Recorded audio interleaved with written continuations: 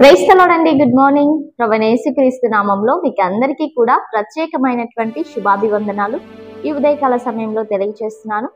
మరి ఈ ఉదయకాల సమయంలో మీరందరూ ఎలా ఉన్నారండి? బాగున్నారు కదా? ప్రతిరోజు కూడా దేవుని యొక్క మాటలని ఉదయం నిద్ర లేవగానే ఈ రీతిగా వింటను బట్టి మీరు ఎంతగానో ఆత్మికంగా బలపరచబడుతుంటున్నారని, నూతన మర్చబడుతుంటున్నారని, ఈ కార్యక్రమం మీకు దీవెనకరంగా ఉంది అని నేను నమ్ముచుంటున్నాను. ప్రియ దేవుని బిడ్డలారా, ఈరోజు గుడ్ న్యూస్ ని ధ్యానిద్దామా?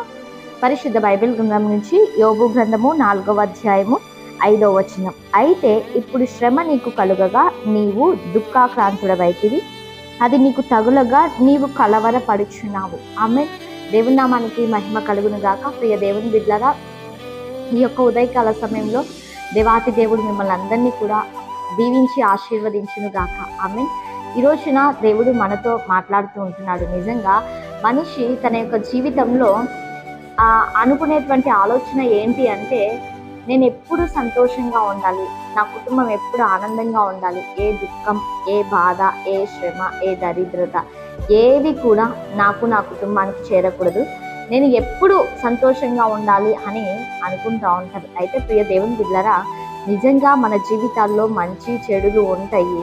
అన్ని రోజులు కూడా ఒకేలాగా ఉండవు. శ్రమ కలుగుతుంది, మంచి కలుగుతుంది, దుఃఖము కలుగుతుంది, అవునా అండి, సంతోషం కలుగుతుంది. ఈ రకంగా అన్ని కోణాలు మన జీవితంలో ఉంటూ ఉంటాయి. అయితే ఈ రోజున మనుషులు కొంచెం శ్రమ కలగగా, కొంచెం బాధ కలిగిన వెంటనే ఏం చేస్తారంటే కలవరపడతారు, అవునా అండి.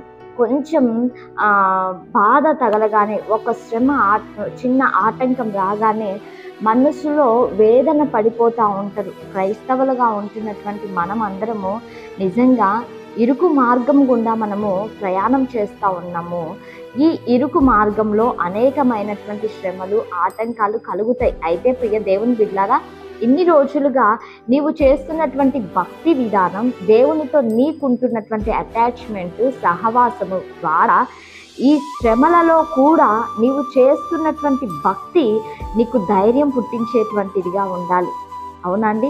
ఎన్ని శ్రమలు కలిగినా, ఎన్ని ఆటంకాలు కలిగినా, దేవునితో నీవు చేస్తున్నటువంటి సహవాసాన్ని బట్టి, నీవు కేటాయిస్తున్నటువంటి సమయాన్ని బట్టి ఆటోమేటిక్గా శ్రమ కలిగినా కూడా నీవు చేస్తున్నటువంటి భక్తి నిన్ను ధైర్యంగా, శ్రమలో కూడా నిన్ను ధైర్యంగా ఉండేలాగా చేస్తుంది.